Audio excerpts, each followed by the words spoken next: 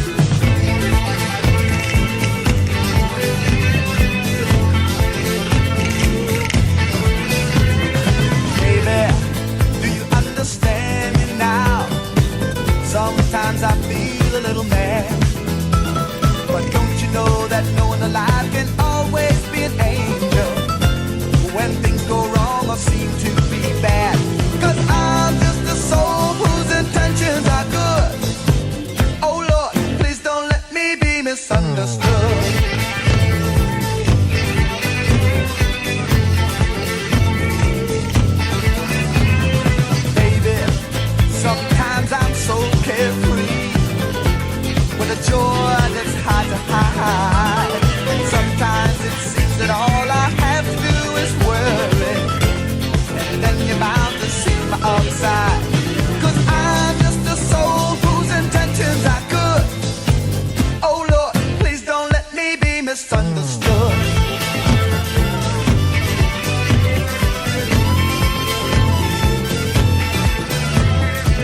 If I seem edgy, I want you to know that I never meant to take it out on you. Life has its problems and I've got my share. That's one thing I never meant to do. 'Cause I love you. Oh baby, don't you know I'm human? I have thoughts like any other man, and sometimes I feel myself alone regretting some foolish thing I done. 'Cause I'm just a soul whose intentions are good. Oh Lord, please don't let me be misunderstood.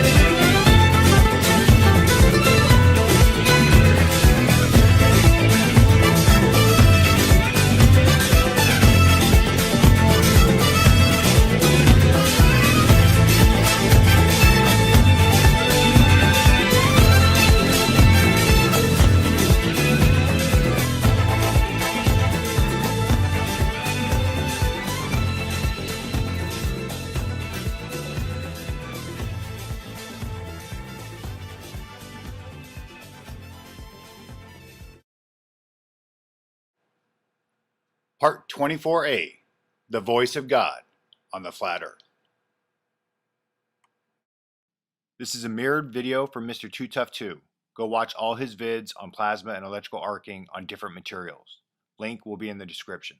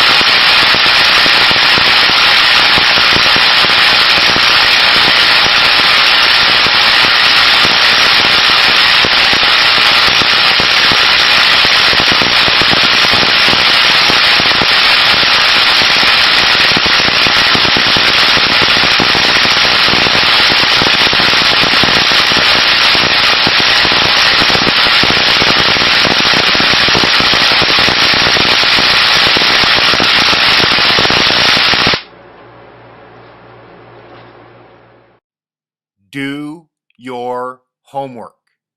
It'll save your ass.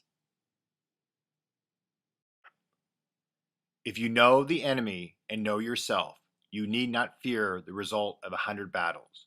If you know yourself but not the enemy, for every victory gained, you will also suffer a defeat.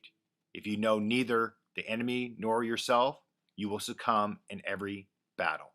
Sun Tzu, The Art of War. Part 24B, Liquefaction and Rocks on the Flat Earth. Watch primer fields 1 through 2 to understand the pressure release. With the pressure release will come an earthquake so big it'll be off the charts. Matthew 24, 1 through 2, King James Version. And Jesus went out and departed from the temple, and his disciples came to him for him to show him the buildings of the temple. And Jesus said unto them, See ye not all these things? Verily I say unto you, there shall not be left here one stone upon another that shall not be thrown down.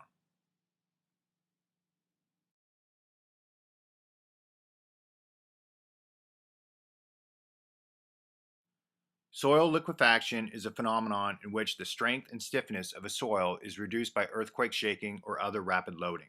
Liquefaction and related phenomena have been responsible for tremendous amounts of damage in historical earthquakes around the world.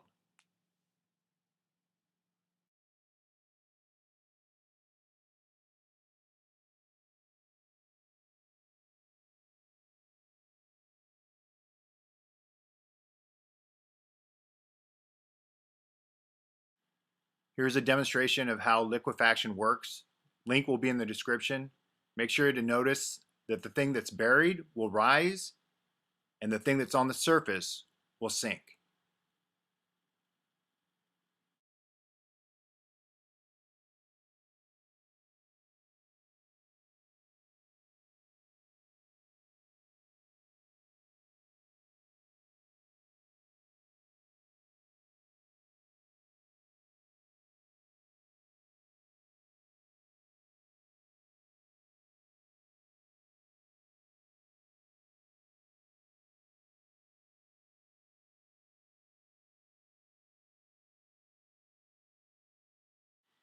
Here's another video from Mr. Too Tough 2.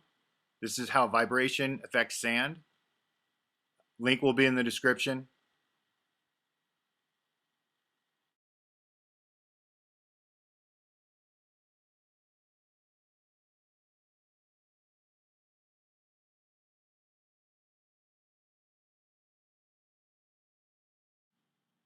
Build your house on a big ass rock, or find some bedrock to survive being sucked down to hell.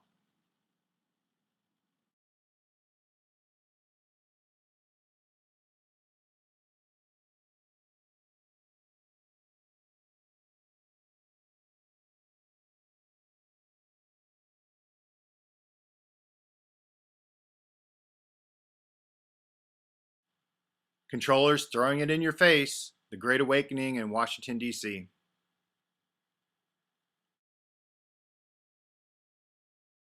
Psalms 31:2, King James Version. Bow down thine ear to me. Deliver me speedily. Be thou my strong rock, for an house of defense to save me. Matthew 7:24 through 27, King James Version. Therefore, whosoever heareth these sayings of mine, and doeth them, I will liken him unto a wise man, which built his house upon a rock. And the rain descended, and the floods came, and the winds blew, and beat upon that house. And it fell not, for it was founded upon a rock. And every one that heareth these sayings of mine, and doeth them not, shall be likened unto a foolish man, which built his house upon the sand. And the rain descended, and the floods came, and the winds blew, and beat upon that house, and it fell, and great was the fall of it. So all the people that want to know how to survive, this is another thing that you have to deal with: the liquefaction after the earthquake and the pressure release. The controllers have known that they need to build their monasteries, their castles for the nobility, on or in rocks. You're going to have to go find bedrock near the place that you live. When the event happens, if you are on any kind of soil whatsoever, gravel, sand, soil, topsoil, doesn't matter. That's all going to liquefy, and you're going to be sucked down. So your escape plan and your Diddy Mao plan needs to have the contingency for finding bedrock near your location that you can get to easily.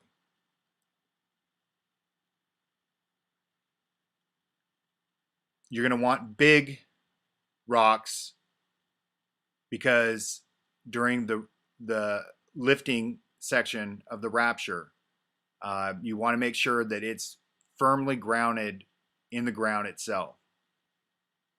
You're going to need a rope to tie yourself to that without any metal, because electricity from the plasma, you can't have any metal. So you're going to need ropes. And you're going to have to learn your knots, and you're going to have to tie them, and you're going to have to put the knots in crevices, cracks, anywhere in that bedrock. So the rock is where you're going to want to go. So you're going to want to be tied off first for the lifting section when the EM, electromagnetic force, isn't holding you down any longer. And then you're going to want to be on that rock for when the liquefaction happens after the earthquake and the pressure release. Remember, no metal. If you need metal things like guns and all that stuff, do not have them anywhere near you. You can cache them somewhere, bound them in rubber, so it insulates it from the charge, because if the charge comes down and hits it, it's going to fry all that stuff, and your guns are going to be useless. And you do not want to be carrying around guns. I'm telling you, you don't want to be carrying around guns at all. So any metal stuff whatsoever cannot be on you or by you. If you have some metal in your body, you're going to have to insulate yourself with rubber. These are the basic things you're going to have to do. Location does not matter, okay? Location does not matter. You have a chance of survival if you can get to bedrock and tie yourself down first. Make sure you don't get sucked down in liquefaction, but you're still going to have a whole bunch of other trials to endure. You're going to have the winds. You're going to have all this other crazy stuff that's going on. Okay, that's why there's so many things in caves, because everybody went to caves because they're in rock structures. Okay, and the controllers, this is not just European controllers. These are all over the world. Every religion controls you and keeps the truth from you. Every religion. That's why all their monasteries are built on rocks. These people have been hiding it from you forever. And like I said, this is not a Christian thing or a Jewish thing or a Muslim thing or anything else. This is worldwide. The nobility and the clergy of whichever religion understands. And that's why they build their stuff everywhere, all over the world, on big ass rocks.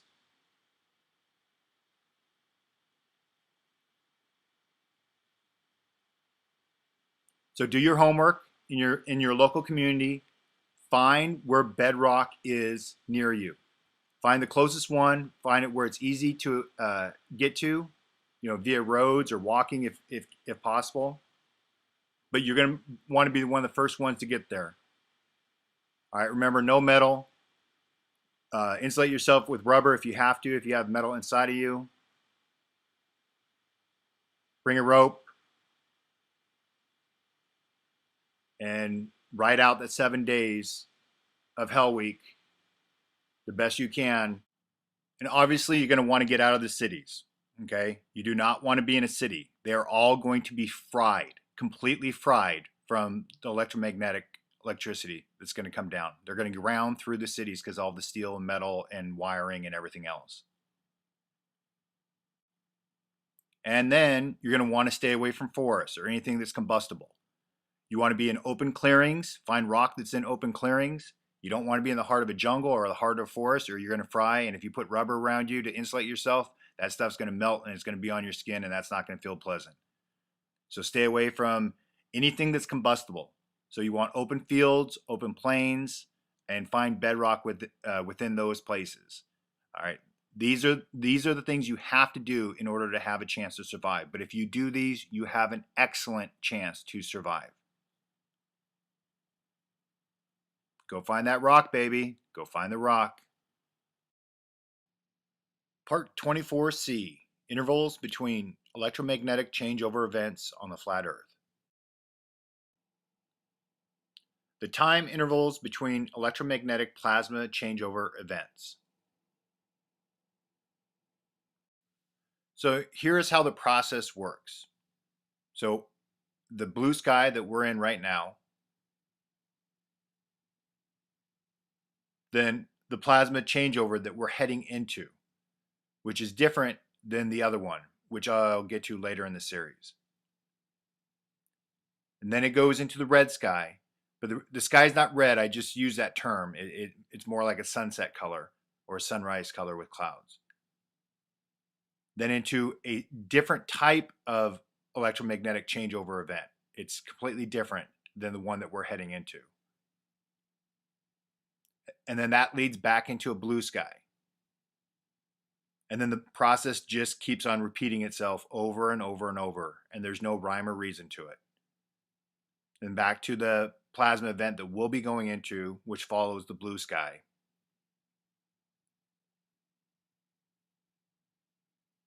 And then it leads to the red sky, which is also the golden age. That's an easier time to live than in the blue sky, and I'll get to that later in the series. And then back to the opposite changeover plasma event. Remember, the one after the red sky into the blue sky is different than the one from blue sky to red sky. And then it goes back to the blue sky, and then just keeps on repeating.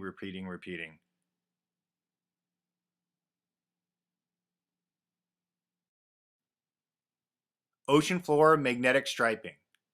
This tells you exactly when and the intervals between each electromagnetic changeover event. The negative is the white sections, the positive is the black sections. These are the interval patterns of your true history of how many times these events have occurred. So how have the controllers deceived you? because they've told you that it's millions and millions and millions of years between each one of these interval patterns, and it's not. These are centuries. Some 60 years, some 300, 400 years. But like they do with everything, they invert the truth. It's 180 degrees opposite of what they tell you is generally the truth. These are not millions and millions of years. These are centuries. They happen regularly and often. And our history shows that if you learn how to see the history correctly. So here's a close-up of the most recent section of that chart. The bruness is what we're currently in. And you can see that's a big section. And that makes a huge difference for the severity of the event. The severity of the event is dependent on how long between each occurrence. The more pressure is built up through length of time, the more deadly the catastrophe is. So if you look into the sections where they're really short intervals between the black and the white, those aren't bad. Those are survivable. But as you go longer and longer, the pressure keeps on building up. And as the pressure builds up, when that releases, those are worldwide events that completely wreak havoc on everything. So short duration between events, not so bad. Long duration, really, really, really bad. And you can see how long the bruness is. It's been a while since the pressure has been released. I know the date of when the bruness started. I'm not going to reveal the date because it really doesn't matter to any of this. You guys, if you guys look into history, you guys will be able to figure it out. I've given plenty of clues on when the last one happened. But the pressure has been building up and building up, building up. So the time interval has been long on this one. So it's going to be a bad catastrophe. It's going to be bad. It's not going to be as bad as some. There were some that went 1,000 years. Those were the ones that decimated the population. But this one is going to be really bad. That's why I say this one is survivable. It's going to be tough, but it's survivable. Again, the answers are always simple. Do your homework.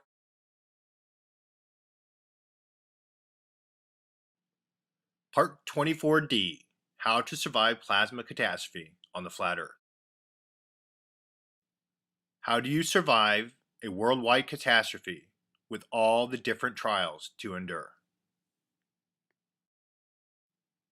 Get mentally strong and toughen up. Stop being a victim, docile, and complacent. The only thing that will get you and yours through is you. Keep calm and survive Hell Week. You have to stay calm because you have to think rationally. You have to adapt and overcome by using your brain. If you use your brain, you will be one of the ones that will survive. Only the strong will survive. To all the preppers out there, sorry to say it, but you have wasted a lot of time and money on things that will not happen. A lot of that gear is going to be completely useless. But there is a positive side to this, and I'm going to get to it right now. You don't need a lot of stuff at all to survive this. After the changeover event, there is no night. The way that the sun illuminates afterwards, coming from a different direction, makes it where there is no nighttime. So flashlights, all that stuff, you won't need after the changeover. Revelation 21, 22 through 25, King James Version. And I saw no temple therein, for the Lord God Almighty and the Lamb are the temple of it. And the city had no need of the sun, neither of the moon, to shine in it. For the glory of God did lighten it, and the Lamb is the light thereof. And the nations of them which are saved shall walk in the light of it, and the kings of the earth do bring their glory and honor into it. And the gates of it shall not be shut at all by day, for there shall be no night there. One of the most important things in a survival situation is air, oxygen, so you can keep on living. You can only go a couple minutes without it before you die. So make sure that you have a place where you have good ventilation and you can get the air that's going to be needed. you're going to need something to cover your mouth because there's going to be the conflagration fires going on. And there's going to be so much smoke and debris in the air, you're going to want to filter it out the best way possible. Don't think about taking an oxygen tank or anything like that because it's made out of metal and you will get fried and zapped if you take something like that. Location, location, location. All right, I told you guys about the rocks. You're going to have to also look into connectivity of the rocks. You're not going to want to be like on an iron ore deposit, something like that that's going to attract the electricity. You want something that's insulated and not conductive rock material. And also you're going to have to worry about landslides, rock slides, things like that from the earthquake. So you're going to want something where nothing's going to be able to trap you in or squash you during the shaking. Here's just a little picture of what the people in the past did. Those little hand things are the at the end of the tips of the plasma. That's what they were depicting there. And here's another depiction of plasma. The archer is a huge motif, archetype in history with one of the plasma formations. So to sum up, caves are good. If you can find one, make sure it's the right rock material and it's not going to be conductive to the electricity. Make sure that you have an escape route out of there if there's a landslide. If you can have 2 points of exit, that'd be great. And make sure that it's solid and it's not going to be crumbling down on you. Make sure you get a good, solid, strong climbing rope to keep your butt to the ground when the EM reverses, and also from the suction that's going to happen from the vortex in the sky. But we'll get to all that stuff. This is a Swiss seat. This is how you can secure yourself. This is what you do in rappelling. If you don't have any of those high-speed harnesses, this is what you want to do because you don't want any of the metal D-rings or carabiners or anything like that. So learn how to do a Swiss seat, learn your knots, and then that will take, you don't want to be like trying to hang on to the rope or anything like that. You want to secure it to your torso, like with a Swiss seat type rigging. And then one of the most important things for this 7 days of Hell Week is water. You have to keep hydrated. Now this is going to be tough, okay? It's going to be tough. If you're in the northern latitudes, you might have some snow that you'll be able to go get to for a while, but it's going to be tough to get water. So you're going to want to bring your own water. However, you don't want a metal canteen, you don't want a plastic canteen, and you don't want glass. Glass will break, plastic could possibly melt, and metal could attract the plasma electricity. You're going to want a water skin. These are made from animal hide. You can find them online. Just look for water skins and you'll be able to get them. You don't want any plastic at the spout, at the tip. You just want complete natural water skins.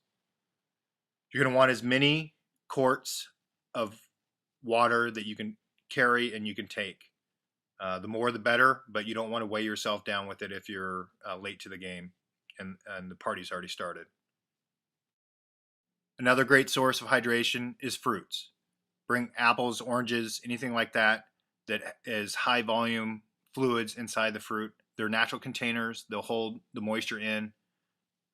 It'll give you a little bit of substance over the 7 days, but you're going to want to space this stuff out. The fruit is a great way to get you through the 7 days of Hell Week. It'll hydrate you. It'll give you some nourishment, and and make sure you keep the seeds from it. All right, now we're on to food. Food is going to be tough for a while, but the first thing you need to do in your Didi Mao kit is bring seeds. And you're going to want to do vegetables that are fast growing, strawberries, tomatoes, things like that. You're not going to want to plant these seeds until well after Easter, and we'll get to that in part 25. But you're going to want to bring seeds for vegetables for the short term, and then for the long term, you're going to want to bring fruit seeds so you can grow trees afterwards. And that's going to take a long time to get the fruit from that. So vegetables are your short-term option, fruit long-term. Remember not to plant your seeds during or right after Hell Week. You're going to want to wait a while. until everything calms down, which is right around Easter time, and I'll get to that in part 25.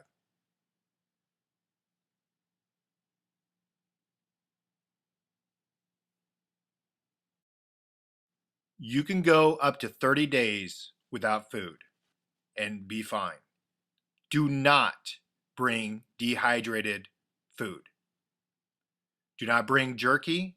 Do not eat the jerky. Do not bring crackers, anything that like that that's processed or dehydrated, because you will become dehydrated. It is more important for you to have the hydration and go hungry than vice versa. So after Hell Week, you're going to have a couple months, about 3 months, where it's going to be really tough to find food because you're not going to be using your seeds to grow food yet. All right, there's going to be meat sources all over the place. It's just going to be what you're willing to endure and what you can stomach. But you're not going to want to cook any meat that you find. You're going to want to eat it raw. The raw meat has moisture in it, and that's where you can get a lot of your moisture. You're not finding pure drinking water is going to be really tough, so you're going to have to get moisture somewhere, and the best way of doing that is through meat. Now, make sure you understand what kind of meat you can eat and what you can't. And the Bible tells you need to learn why they tell you about unclean and clean animals. Okay? That is really key to understanding what kind of meat you can eat so you don't get parasites and all the other bad things that come along with it. First aid kit, hydrogen peroxide. If you have metal in that kit, you better leave it behind because it's going to get fried, and you don't want to get fried because of a first aid kit. Grooming supplies. If it's metal, leave it behind, cache it somewhere, and hopefully that will make it through, and then you can get to that cache after the Hell Week. If your cache of all of your supplies doesn't make it through, your guns, ammo, knives, nails, hammer, whatever you plan on taking, if that doesn't get through, then you better learn how the natives made it through stone, wood, antler, tools, and devices. If you're going to be wearing combat boots or work boots, make sure they're not steel-toed. You will get zapped. This is one time when rubber shoes will actually come in handy. And another benefit of the new sky is there's no winter. There's no seasons. It's all one temperature throughout the entire year. The temperature is a nice balmy 60 to 70, so you got nothing to worry about as far as temperature. You will prior to Hell Week, if you're in the northern latitudes, you'll have the winter temperatures and everything, so you'll need that stuff to get to that point. But once you get to that point of Hell Week, cold weather gear is not going to be anything that you're going to need. You don't need all this, sleeping bags and all that kind of stuff. It's going to be nice, warm temperature, okay? And there's no more seasons. Okay, matches. Starting fire. Don't do it. You don't need to cook your food. Just dehydrates it. You're going to not want to worry about that at all. If you get a compass that gets through, remember it's going to be opposite now. So what used to be north is now going to show south on your compass. So just remember, do opposite. So if you want to learn how to make it, keep everything local. Learn your local animals, your local plants, what you can eat, what you can't eat. That's why you don't want to travel anywhere with this. You want to stay in your location that you absolutely understand. Learn your area. Learn your local topography, plant life, animal life, all that kind of stuff. You're going to want to learn how natives survive, okay? Living off the land. So Aboriginal Australians, Native Americans, African tribes, South American Amazon tribes. Learn how they survive. That's how it's going to be for a while before civilization picks back up after a couple decades.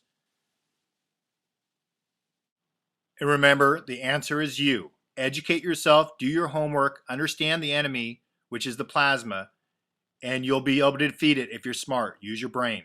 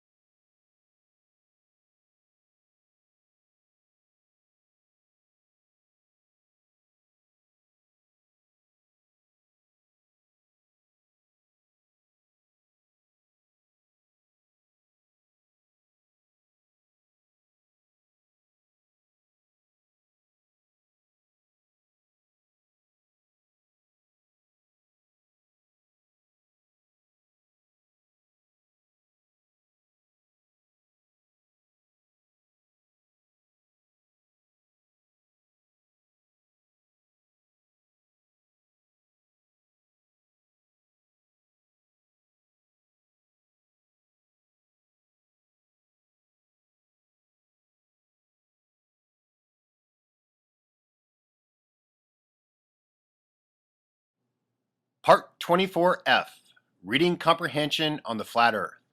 Yep, it is pretty pathetic. Now, I've said it several times in some of the parts about you have to pay attention to every word that I write, that I say, and every image that I show. I've said multiple times, keep calm, to survive Hell Week. Well, I also said it in part 24, keep calm and happy 3 months. The happy 3 months is in reference to how long it's going to take for things to calm down after Hell Week and after the event. Fires are going to rage. The conflagration is going to rage for at least that long. Everything is going to be lit up and it's going to be burning for that duration of time. A regular forest fire will last a month. This thing is all the forests are on fire. All the cities are on fire. So the conflagration is going to be going on for a while. That's why he said don't plant your seeds until after everything calms down. Now, there is going to be a period of time coming up very shortly. Mia and I are going to be taking a road trip. So there's going to be, a week, 2, maybe 3 weeks. We don't know how long we're going to go. But we're going to go and we're just going to go chill. And we're going to go find some spots that we've always wanted to go see. And we're going to go see them. We're not going to have internet access. So we're going to be, not posting videos or anything during that time. We'll probably give you guys a heads up when we leave. But it's going to be probably within the week, maybe a little bit after that. So keep calm, do your research, and learn about reading comprehension and audio and visual comprehension. You guys have to pay attention to words that are written and what they actually say. So if you want to go in and reread the Bible, you need to understand comprehension. If you want to go in and reread other historical text, you need to understand reading comprehension. Every word has a meaning, and it has a meaning for a reason. You just can't skim. You can't, read it as fast as you can because you want to get done with it. And then what's the point? Why even do it? Stop wasting your time. Go find some bedrock or do something else that's more important. So that's kind of what's going on. I'm not sure if I'm going to have 25 done and ready because I'm getting stuff ready for our road trip. So I don't know if 25 is going to be before we leave or after we leave. But I've given you guys plenty of stuff that you guys can research. Plenty of things that you can do to prepare and plan. I'm not quite sure why people are still asking questions on, when's it going to happen? I don't know how many times I have to say it. I don't know when it's going to happen. Let me repeat that. I do not know when it's going to happen. I'm still watching the time, and the time is quite frightening right now. But anyways, I do not know. And then people asking, well, what do we do after this? What do we do after that? It's like, come on, people.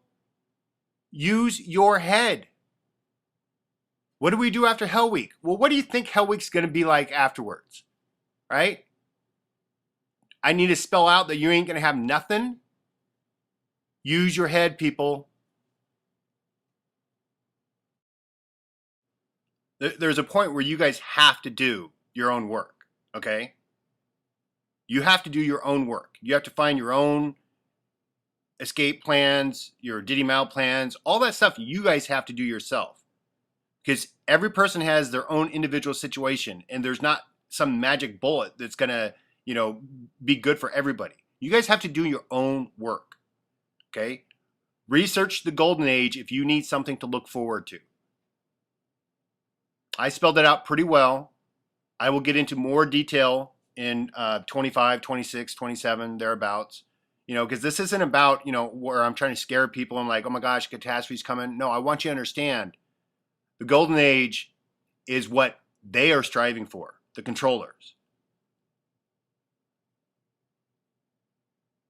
That is the great work, is to get back to the Golden Age. It's that important, the difference between the red sky and the blue sky. So go back into history. Hindu texts talk about it. Buddhist texts talk about it. Ancient Greece, read about that stuff.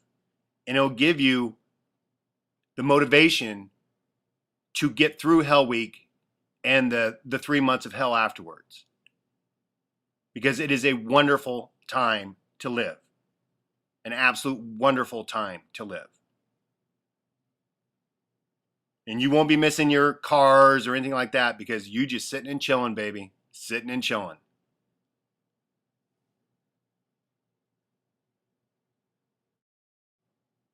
Jerusalem poem, last stanza by William Blake. I will not cease from mental fight, nor shall my sword sleep in my hand, till we have built Jerusalem in England's green and pleasant land.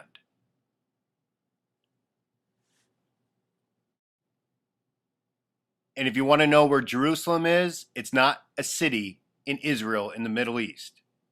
Jerusalem is not that at all. That's another one of their deceptions.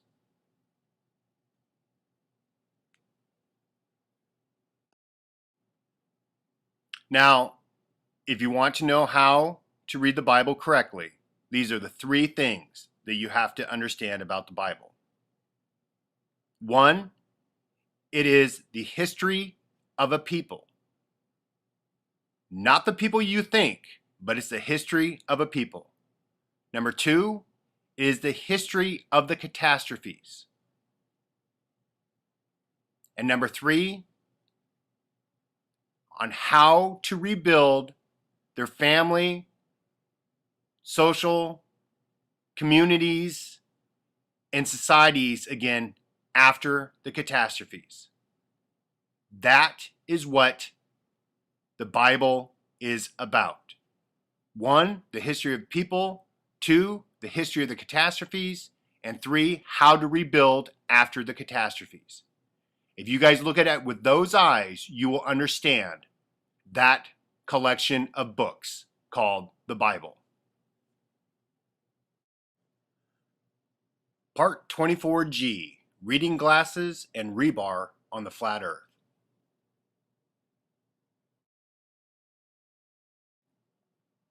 Okay, I thought it was necessary to bring up reading glasses. I had a comment a couple days ago. Somebody was talking about reading glasses and sunglasses. I'm going to talk about them because of computer screens, okay? Because computer screens wreak havoc on my eyes.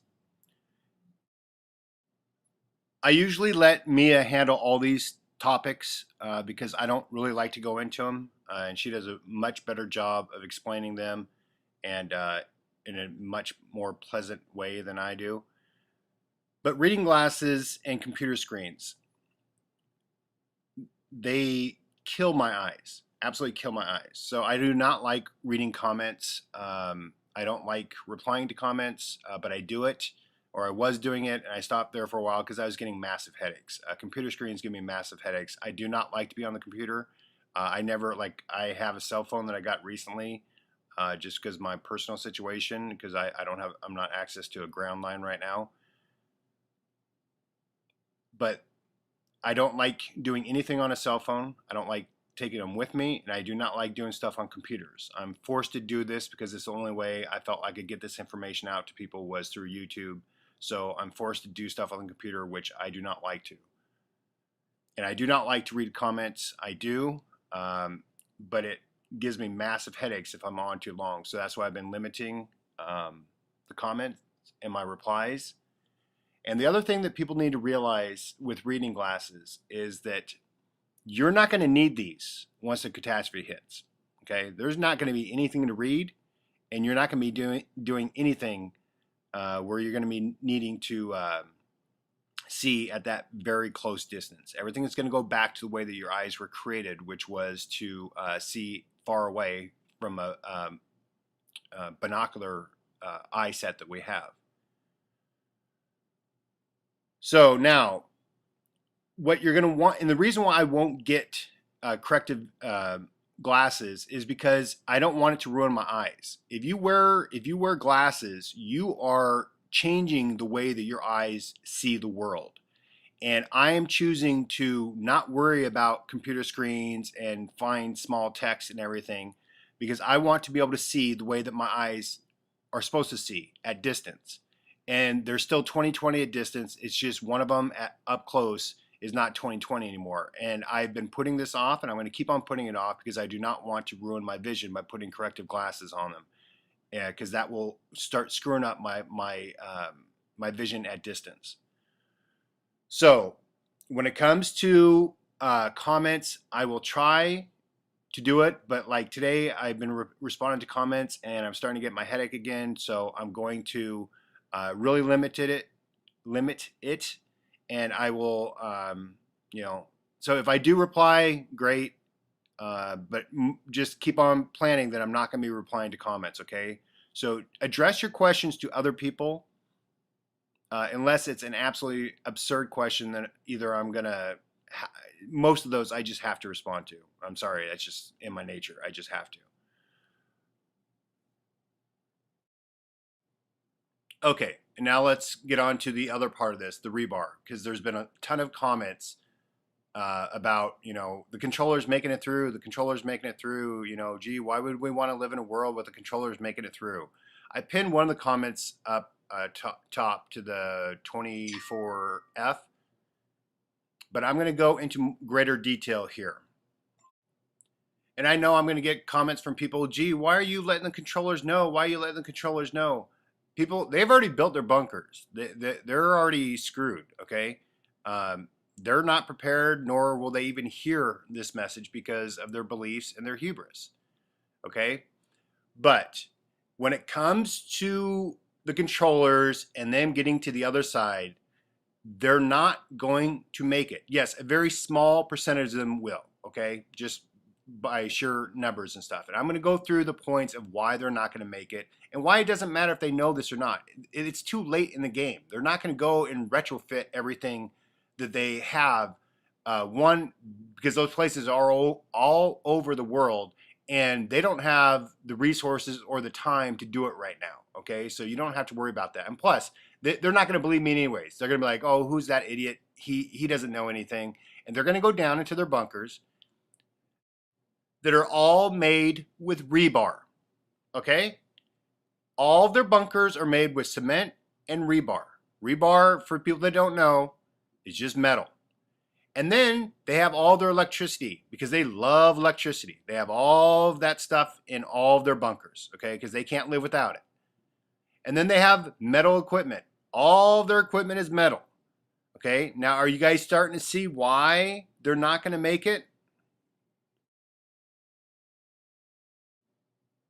So for the same reason why the cities are going to get destroyed is the same reason why their bunkers are going to be destroyed, okay?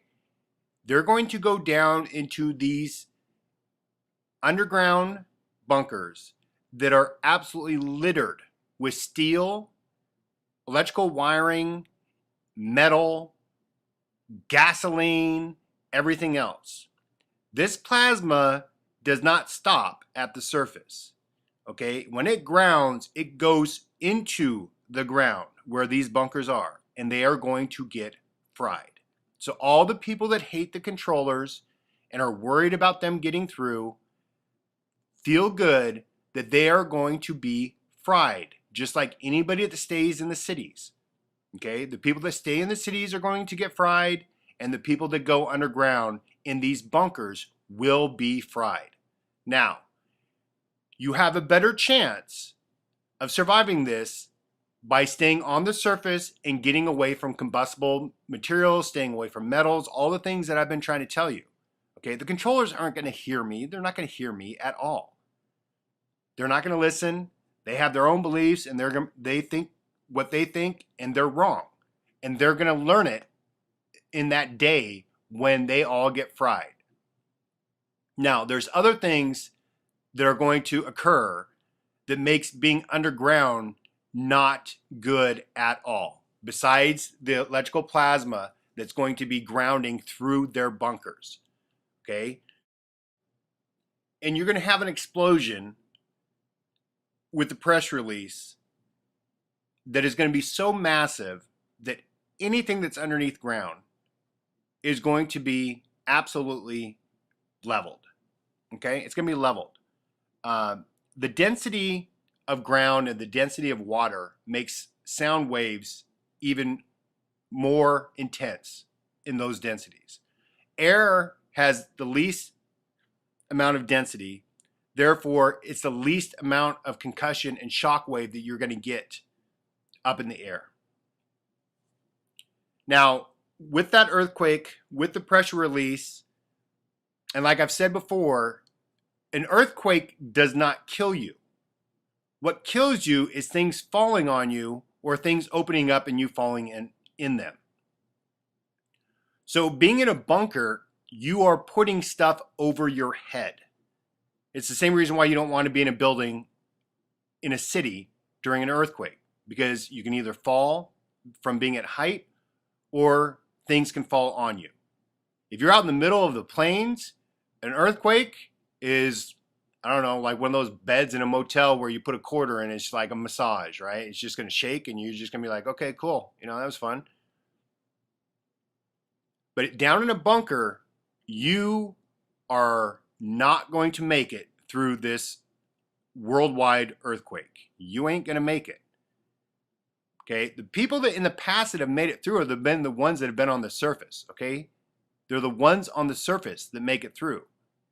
They're in the right spot, in the right location, at the right time, and they make it through. Being underneath ground is not what makes people come out. Now, there are cases where, you know, they talk about going down into caves, you know, underground caverns and things like that. That's a little bit better because there's no metal in there. But these underground bunkers, they are shysta out of luck. They are, because they're stupid. These people, you guys think that these people are smart. They're not smart, okay? These controllers are not smart at all. Now, the very top level of them, yeah, because they're not telling the bottom level people what to do properly. They don't want them to get through either. You know, these top level people, like the top 8,000 controllers in the world, they don't want the bottom 90% getting through of the minions that have been working for them. They don't want them to get through at all. Okay, so you're going to have earthquake, you're going to have pressure release, you're going to have shock wave, you're going to have things falling on them, along with all the electrical stuff that's going to be happening to them down the bunker. And then, so let's say a handful of them do make it through. Their planes are going to need spare parts. Their Humvees, their tanks, all those things are going to need spare parts and gasoline. Gasoline is going to be no longer, okay? They're going to have some stuff stored. If that stuff gets through, it's going to be used before they know it. And plus, gasoline only has a shelf life of a year before water starts building up in it. You cannot store gasoline longer than a year because the water will build up in it from condensation in the air, and it mixes with the gas and it ruins the gasoline. So there's a whole bunch of reasons why. Okay, but you have to understand the infrastructure after this event is gone. It is not a population killer. It's not an animal killer. What it is, it's a civilization killer. Okay, anything that was based off of electricity, the infrastructure that we have now in modern society is what gets leveled. Okay, population makes it through relatively easy. That's, you know, quantifying that term. Animals will make it through. It's the civilization, it's the technology that doesn't, because they're made out of metals, wiring, and electricity. And that's what gets absolutely leveled from the plasma and from the fires and everything else. So the infrastructure of every country will be completely gone. It'll be gone. They're not going to have anything to remake spare parts with, to restock ammo, to restock gas supplies, to restock anything. Everything is leveled. So all you people thinking, oh, the controllers are just going to go out and they're just going to redo. People, it takes centuries, and especially after this one, because this is a long one. It's going to take centuries for them to get to that point again. And then what you guys are going to do is you're going to teach your offspring and the people around you. You're going to teach them what not to do. And if they start seeing the world go in that direction, then they need to exact revenge so we do not end up in the same place that we ended up on this one. So teach your children about what not to do, and then they can pass it on. And by the time that the controllers have technology rebuilt, they're going to have a resistance, okay, the population. Because you're going to tell them about the deception and the lies and everything else. And that's what the message has to be after this. So stop worrying about the controllers. They ain't going to make it. They ain't going to make it. All right, that's it for now. I'll talk to you guys later. Bye. Part 24H, Fear, Guilt, Distractions, and Diversions on the Flat Earth. You need focus and clarity. Fear and guilt are the only enemies of man. Elizabeth Kubler-Ross. That bears repeating. Fear and guilt are the only enemies of man. So let's start with the guilt first. Who of the controllers handles all the guilt? Yep, religion. Religion guilts the hell out of people. All the time, every day, and been going on forever. Their whole motivation is to make you feel guilty about everything you do in your life. Now, fear. Fear is where you guys are trapped while you're seeking the truth on YouTube.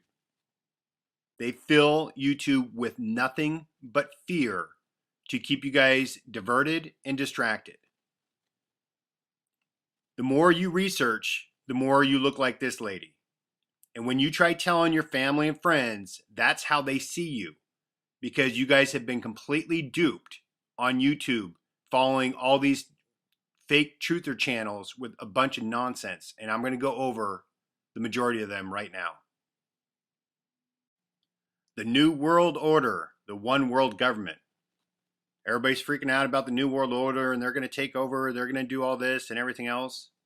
People, they did in October of 1945. It's called the United Nations. That's how long you've been under a one world government. Oh, and the dreaded mark of the beast. Everybody's freaking out about what's the mark of the beast, this, that, everything else. People, I've been telling you what the beast is. It's electricity. It's plasma. You've been under the beast system for a long time, ever since we reinvented electricity. One world currency and the fall of the financial system and the fall of the US dollar. No, people, none of that is going to happen. All those depressions and recessions, those are all planned. And there's nothing that's going to take down the dollar. They're going to keep that going. They've just converted it from paper to electrical, digital money and all that stuff. But no, that financial collapse is never coming. Yeah, they'll push it back a little bit and make people, struggle even more. But the economic system is not going to crash. Global depopulation and the Georgia Guidestones. They are not killing off the world's population. They're not going to do it. They can't do it, but they're not going to do it. Okay, I'll get into that. And I think the next video I'm going to do on the controllers, but I'll get into more on that. But they're not killing off the population. Are they trying to curb population growth? Absolutely. Absolutely, they're doing that. They are not killing off the world population. And plus, it would mess up their plans. They would not do it because it would mess up their evacuation plans for them to try to get into their bunkers for the catastrophe. They let nature take care of the population because they know they can't do it. Project Blue Beam and the fake alien invasion. Okay, people, if you really think that they can do holograms up in the sky and have that kind of technology, then I can't help you. Okay, I can't help you. Somebody explain that one to me, how they can do that. Okay, rational thought, people, rational thought. Now, they've been pushing this fake alien invasion online for a long time now, because when the gates of heaven open, that invasion ain't going to be fake. 5G. Oh, the dreaded 5G. Yeah, is there long-term effects from all the EMFs and the ELFs that are coming from that? Yeah, you guys don't have to worry about the long-term effects. You're going to have to worry about the catastrophe. That's going to trump anything that's going to happen over the next 5, 10, 15, 20 years. All right, this is Max Egan's favorite one to go to. Mr. Max Egan, who flew from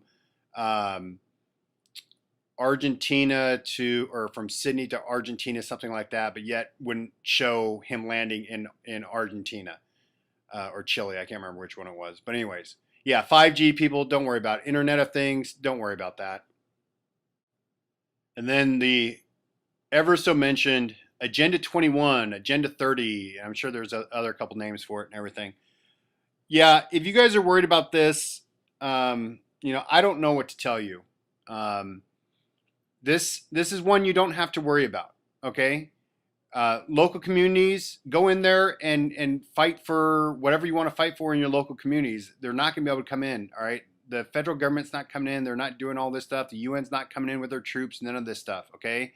This stuff is just there to scare you, to keep you wanting to buy a whole bunch of survival gear and a whole bunch of guns and everything else because they make money off of it.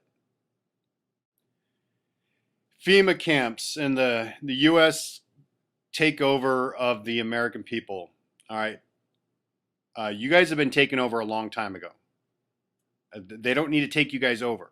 You guys have been taken over a long time ago. All right. There's nothing they need to do. They control you completely. So they don't need to come in and start doing all this stuff. They have everything set up and you guys have been controlled for decades. So stop worrying about the FEMA camps. If you're so freaked out about them, then just don't go to them. Stop worrying about this stuff. It's just there to scare you and to keep you occupied while you're on YouTube. They'll let you have your guns. They are not taking your guns from you. They're not taking 300 million guns away from American citizens. That's never going to happen. Okay? Because we will revolt, and they know that, and they're not going to risk that. They already have control of us, like I said in the FEMA part. They already have control of us. They're not taking your guns, but if they do when they do all these fake shootings and everything, they absolutely do that stuff to get you people afraid that they're going to still take your guns from you and all that kind of stuff. Because gun sales, they skyrocket after these events because people go and start buying guns. So all the gun manufacturers, the NRA, love this stuff. Nuclear weapons. Why does anybody believe anything the government tells you anymore? Why believe a damn thing they tell you? Okay, nuclear energy, strong, weak nuclear force do not exist. Nuclear weapons do not exist. Okay, Syria with chemical weapons, Iran with their nuclear program, North Korea. Oh, everybody be afraid of North Korea. You know, they're going to shoot nukes over at us and everything else. No, they're not, people. It is all one big show, and there are no nuclear weapons. Another con where they stole money from everyone. Hiroshima and Nagasaki were not nuclear bombs. Those were fire bombings, people. Fire bombings. Oh, the dreaded ICBMs, the rockets that are made out of tin cans, but yet they can come back into the atmosphere with their model. This is ridiculous, people. One, there's a dome up there. They can't get out. Nothing can get out. In their model, these things would not be able to do re-entry. They would burn up on re-entry. Think of the space shuttle and all the things that they had underneath the space shuttle for it to come back into the re-entry. Just in their model, it's ridiculous. These little tin can missiles that are being shot up are not going anywhere, and they're not coming down anywhere. Oh, and the dreaded range of these fake ICBM nuclear warhead missiles. Okay, people, you know the longest any missile has ever flown? It was in World War II. The V-2 rocket from Germany to London to Great Britain. That's it, people. In any war since, no rocket or missile has flown further. Now think about that. Start using your heads, people. There ain't no missiles coming raining down from nowhere. This is all fake. So why did they come up with the strong nuclear force? Because they had to, because their atomic model was wrong. Because they had the protons, which were positively charged, touching each other. And then they realized anybody that ever touches a magnet realizes if you take a positive to a positive, those 2 points are never touching. They're repelling each other. Just like a negative and negative are going to repel. So they had a problem with that model. So what did they do?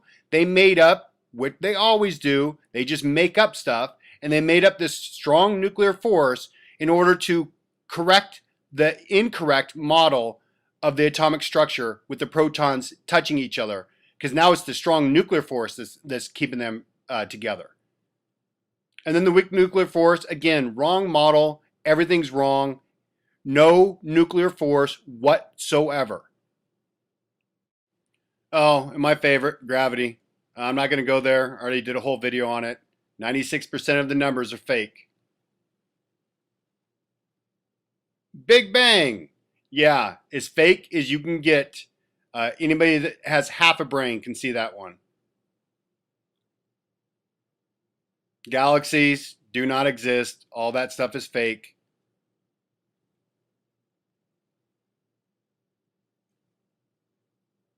And then their patron saint, yeah, I think they use like 3 different versions of him over the last 30 years.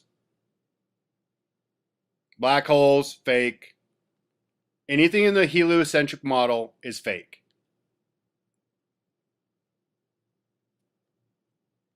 And their other patron saint of the heliocentric model, Einstein with his, yeah, I've already said enough about Einstein. And then his famous equation, E equals mc squared. People, go learn how they figure out the speed of light. And then his special theory of relativity. If you want to go learn the most ridiculous thing in the world, go read that thing. It's absurd.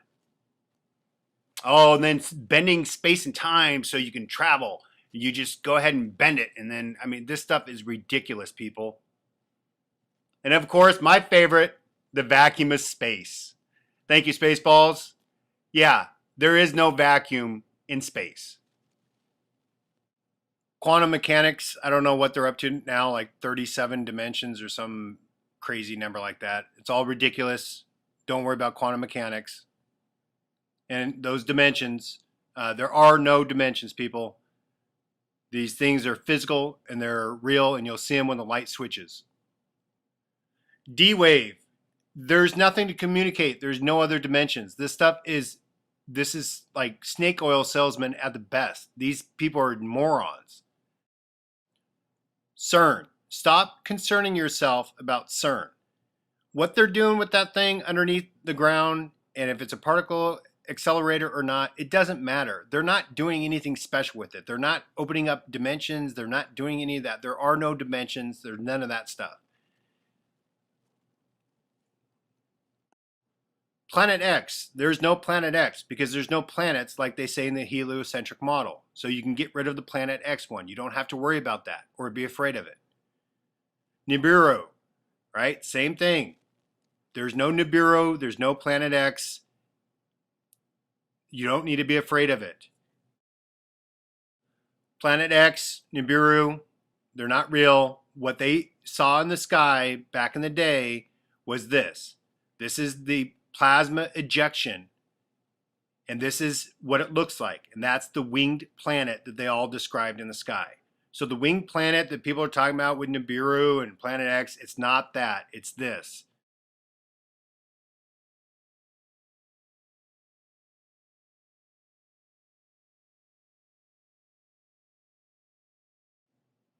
And another thing you do not have to be afraid of, because it'll never happen, is a comet hitting the Earth, a meteor, the size of frickin' Manhattan, or an asteroid hitting the Earth. Those things are never going to happen. Okay, so you don't have to worry about any of this stuff. If it's in the heliocentric model, throw it in the trash. And one of the most ridiculous ones is the sun simulator. People, please use your head. A sun simulator. Think about the physics behind that and the engineering behind that of how that could possibly work.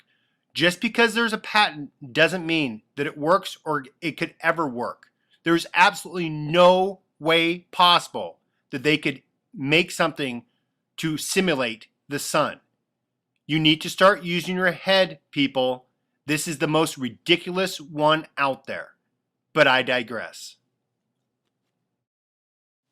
Oh, black goo. Oh, you saw it in a couple movies. Therefore, it must be true, right, people? No, you don't have to worry about black goo. There's nothing that's going to come inside your body and turn you into some robot or something.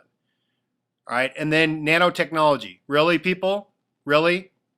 All right, these are the same people that told you they landed on a piece of light called the moon. AI technology. These are the people telling you about how great their technology is. People, no, not even close. Sophia, she has pre-planned answers, and she is not some autonomous being that's going to take over the world and take over your DNA and change you into a hybrid robot human monster. Wow, scary. Ah. Now, I was hoping I could get through my entire video series and not mention this word, the Matrix word, okay? I know there's so many people out there that think that we live in a matrix and it's a computer simulation or whatever it is, okay? People, that's ridiculous.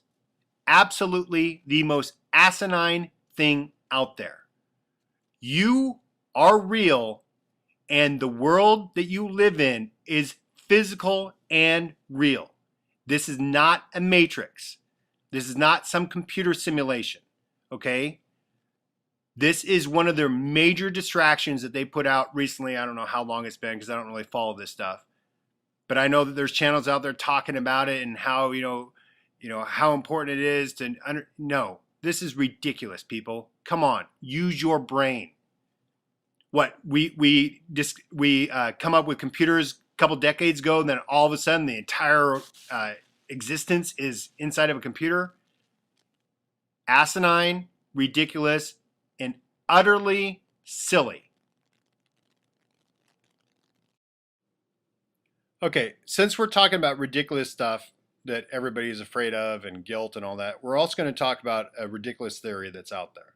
Okay, and it's the concave model theory, where they're saying that everything is inside of a round sphere Earth, but everything's facing inside, and the stars and the sun and all that. And there's, some jackass who's, calling himself Christ, running around, thinking he has this model correct. This model is so easy to disprove. Okay, the first one is that if we were concave, then the pilots would have to be adjusting upwards in level flight, which they don't. They don't adjust either up or down in level flight. And the other one is that the stars come over the horizon at night, and they set at the horizon at night. In that model, those stars would never touch the horizon, ever. So that's how easy this one is to disprove. So anybody out there talking about, oh, concave Earth, this is right. No, it's not, people. It's not. This is one of the more ridiculous ones out there.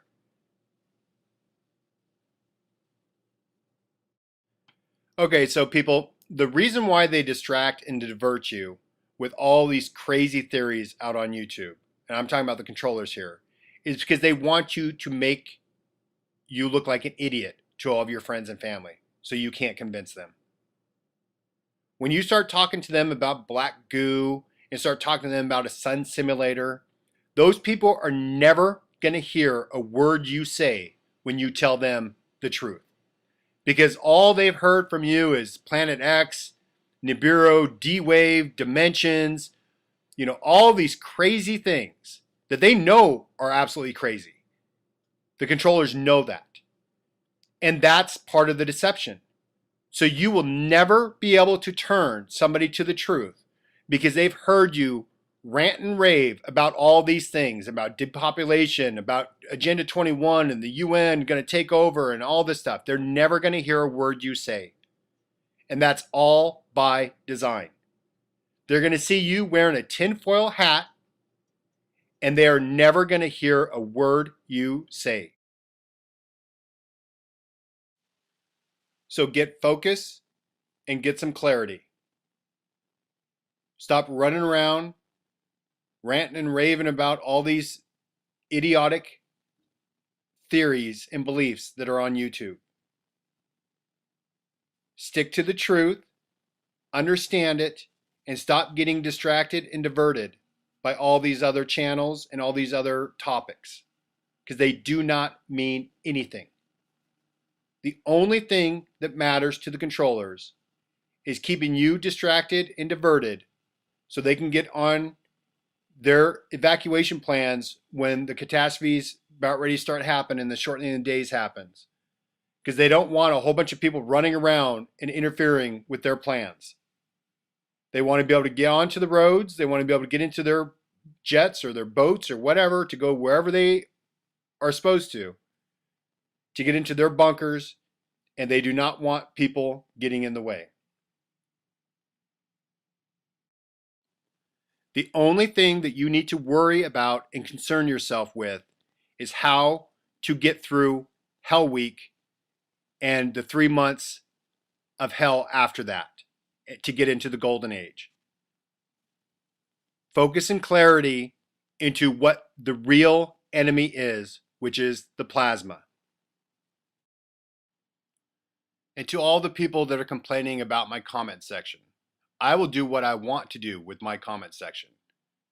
This is my classroom, mine.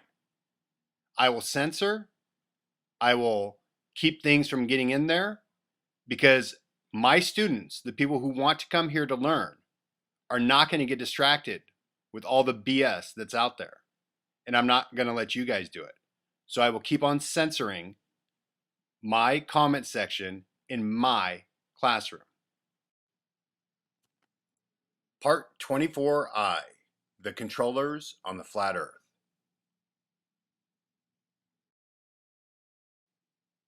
So who are the controllers? The term and how I use it, it's anybody that keeps the truth from the masses, the population. Now, there are different types of controllers. And I'm using this picture of the pyramid so people can kind of see. The people at the bottom of the pyramid, there's many. And they generally would not know the plans or the agendas of the people and the controllers at the top. So who would be the ones at the bottom?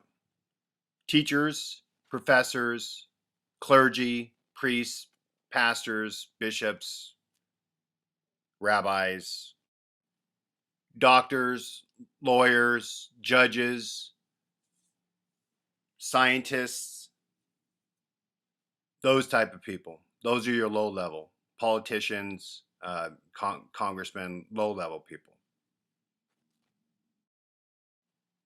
And another huge group of low level controllers are people in media, radio personalities, news anchors, reporters, fake truthers that are out there on YouTube and other internet sites that control the information that's being told to the population, to the masses. Their message is broad and important for the controllers, but they're still low-level controllers. So who would be towards the middle of the pyramid of the controller system? Your top level government officials, your top level, presidents, prime ministers, people like that, that have, the Pope, the figureheads, the puppets that everybody sees out there, the head of industries that are placed in those positions. Those are your mid-level controllers. So who are the top level controllers? I would have no idea, and nobody else would either, because their whole mission in life is to stay out of the public eye and to remain in the shadows and stay hidden. They control because they hide themselves and who they are and what they are.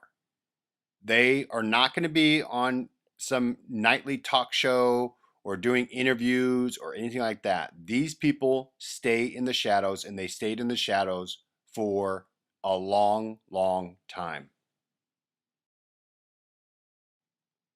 So what are the motives of the controllers? Let's start with the low-level controllers. They just want to get paid. They just want to have a career. They want to, live in the system that they believe in, because they're clueless. They have no idea. The low-level controllers have no idea of what's going on out there. The mid-level controllers probably have some idea, but they don't have the full picture. The top-level controllers would never let anybody that's not in their club of, say, 6,000 to 8,000 people worldwide ever know what the true motives are and the true agenda.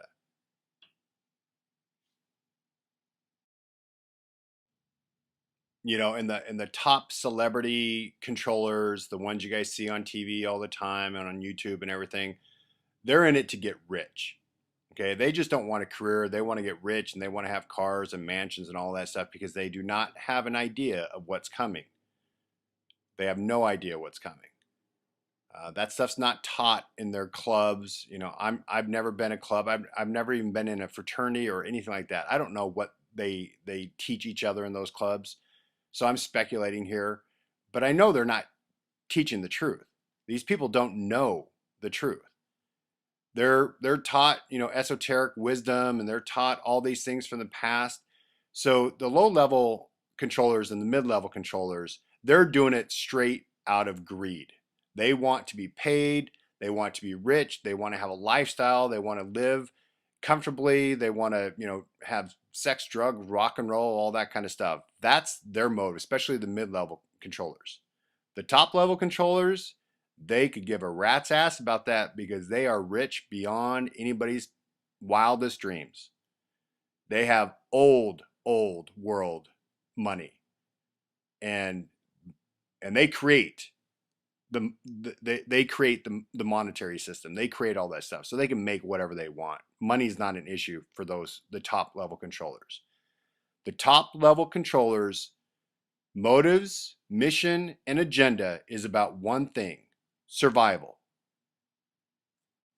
Now, if you've been paying attention to my series, you know what they're trying to survive, because to them it's about the long game. It's not about the short game. It's the long game. They know about the catastrophe. They don't know how it works. They just know about it. They know and have our true history. Let me repeat that. The top level controllers know our true history.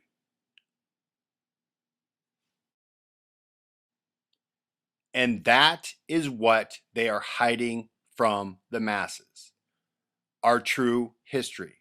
Because if the masses knew about our true history, they would not do the things that the top level controllers need to be done in order for the top level controllers to survive. By rebuilding civilization, rebuilding electronics, rebuilding all that stuff so the controllers can get through, or try to get through, easily.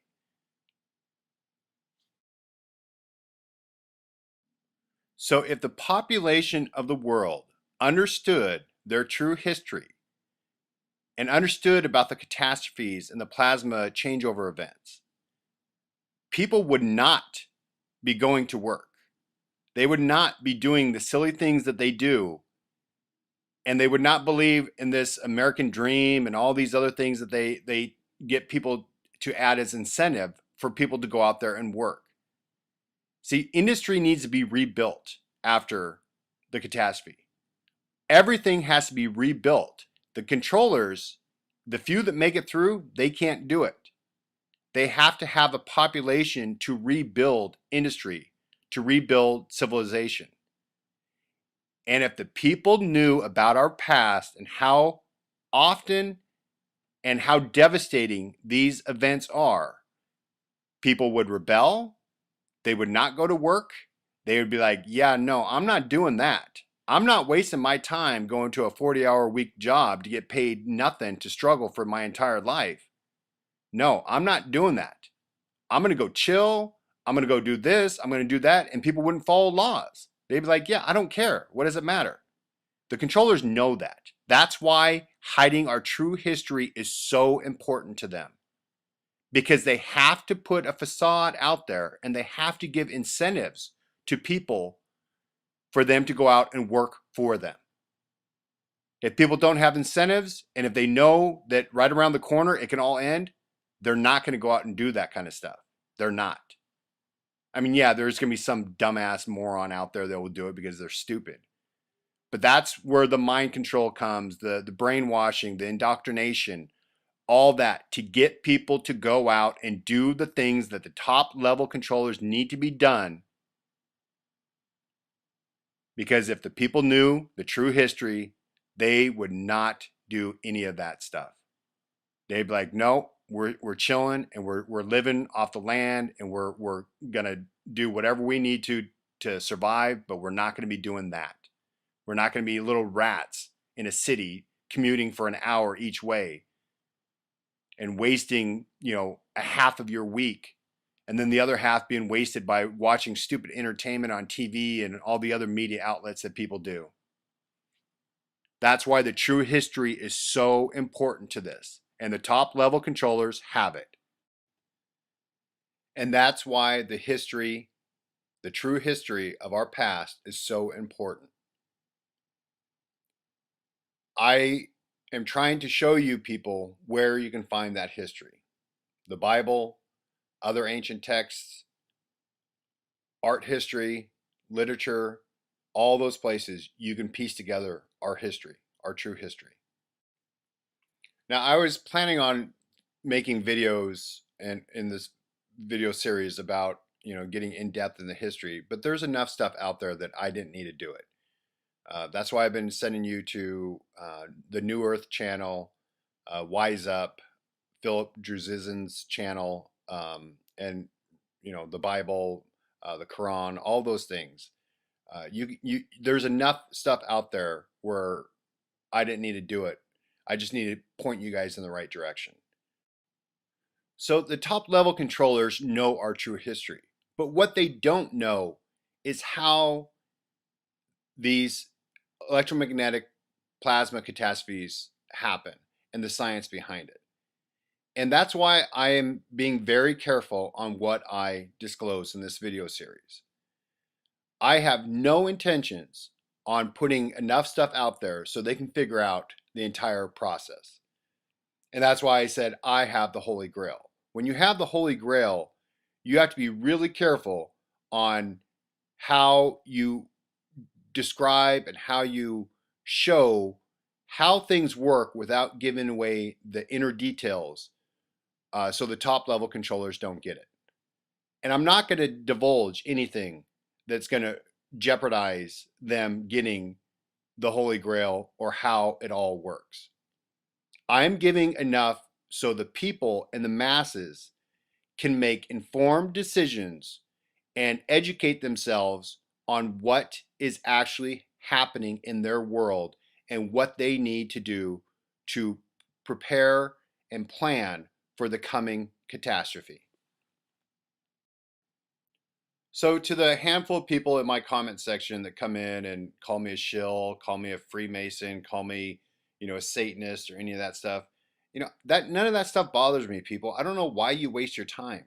I mean, if you watch the video series, which I know you guys are watching, why do you even waste your time with that? I could give a rat's ass what you guys say or what names you call me or anything else. I have extremely thick skin and I don't care.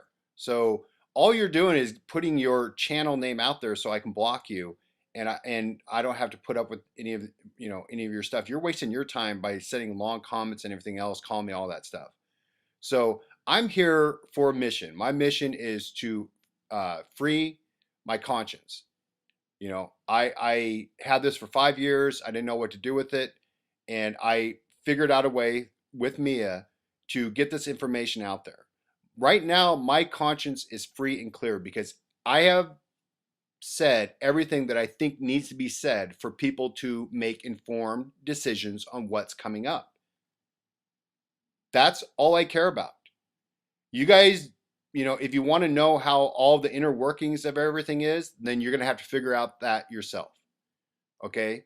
Because I'm going to be very careful in the words that I put in comments and what I say in these videos from here on out, because everything that I've showed you so far is all you need to know when it comes to the catastrophe.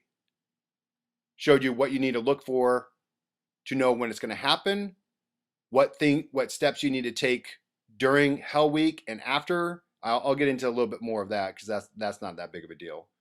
So I will get into more of that. But my conscience is free and clear.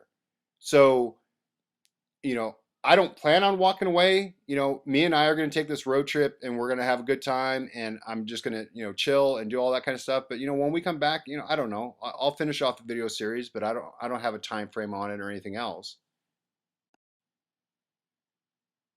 And I had this jackass on the last video that kept on pressing me in the comment section about, revealing the date of the last catastrophe. And, I let him go for a while because I was just like, this dude's just making a fool of himself. It was the Wizard of Oswald was his name. And I ended up blocking him because, he kept on saying, oh, gee, I don't have, that I'm a shill if I don't say it. Look, it doesn't matter when the last one was. It doesn't matter when it was. It matters when the next one can be and what to do during the next one. Okay, this is about the future. This is about what's coming, not what happened, X amount of years ago and everything else, because that does not matter for the preparation for this one. Okay, the history matters that they happen, but the exact date does not matter. And plus, it would just open it up for endless debate and squabbles and opinions on, oh, gee, this is when it happened. Oh, no, it's not. And people would be going back and forth. And I don't want people to get distracted. I want them to be focused on what is coming. Not, gee, I'm the right, I proved it. And this is, this is when it happened. Or no, you're an idiot because, this is when it happened. I don't want people to get distracted on dates. Date setting is just, setting people up for failure and for distractions. And I don't want people to get distracted. I want them to focus on the things that they need to focus on in order to get them and theirs through. So that's my mission. My mission is to get people aware of their past, aware that what they've been taught is completely wrong, and for them to be aware of what's coming. And then to give them enough information where they can make informed decisions. And, I don't have all the answers to, like, when people ask about dental implants and everything else, right? Like, what am I going to do? I have dental implants. I don't know. Take pliers, pull them out. I don't know. I don't have dental implants that have metal in it, so I'm not even concerned about that. I have other things that I have to plan for. This planning is individual to that person, their situation, their family, their friends, who they want to get through, how they're going to do it, all the planning that they have to do, and the location that they're at. There's not a magic bullet where I can just say, okay, well, this is, you have to do this, this, and this, and you're going to make it through. No. This is why I'm trying to teach people how to think again, because you have to think during this process. And if you think prior to the event happening, you're going to have a much better chance of survival, and you're going to be able to adapt and overcome because you're going to be using your brain. I want people to think. Now, a lot of people think that I'm an asshole and I'm rude and everything else. I don't care. I don't care what people think about me. If I can get people to use their mind again and get them through, then my job will be a success. Okay?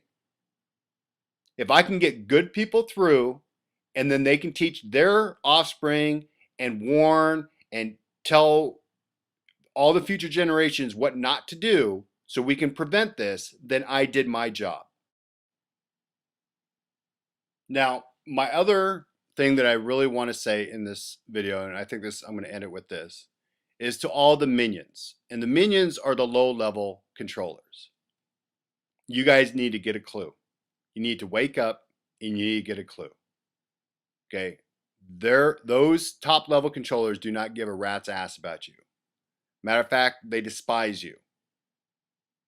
They despise you.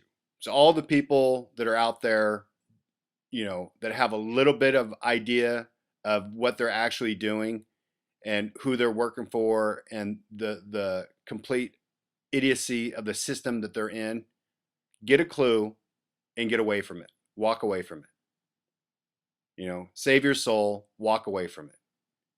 What you're doing, if you're working for the government and you're eavesdropping on people and if you're doing all this stuff, you guys are so low level. You ain't going nowhere. Nobody's going to be there at the end to try saving you and your families. You guys are peons. You're minions to the top level controllers. They despise you. They hate you because of how you're willing to sell out your own kind. And you guys ain't going nowhere. So to the truth community out there that are, the ones that are the lowest level controllers that are steering people in the wrong direction, wake the hell up, you guys. Wake the hell up. All those guys that have, that had criminal records and then they got a call from, some government agency, hey, why don't you come do this for us and start doing these little shows and we'll pay you good money to do it. You guys ain't going nowhere. You guys are going to be shit out of luck when this event happens because you guys are on neither team. You're not on our team, and you're definitely not on the team of the top level controllers because they're going to leave you hanging in a New York minute. So the minions, the peons at the bottom of that pyramid, wake up. Get out of it. Stop doing the crap that you're doing to the good people. Rethink your life now. Rethink it. All right, that's all I'm going to have for today. I don't know if I'll have another video up before me and I take our road trip, but we are going to have an awesome time and we're going to be just going and chilling and we're going to be going to see some sites that we wanted to see. And go visit some friends and family up and down the coast that we're on. And I'll talk to you guys later. Thank you. Next part will be made public soon.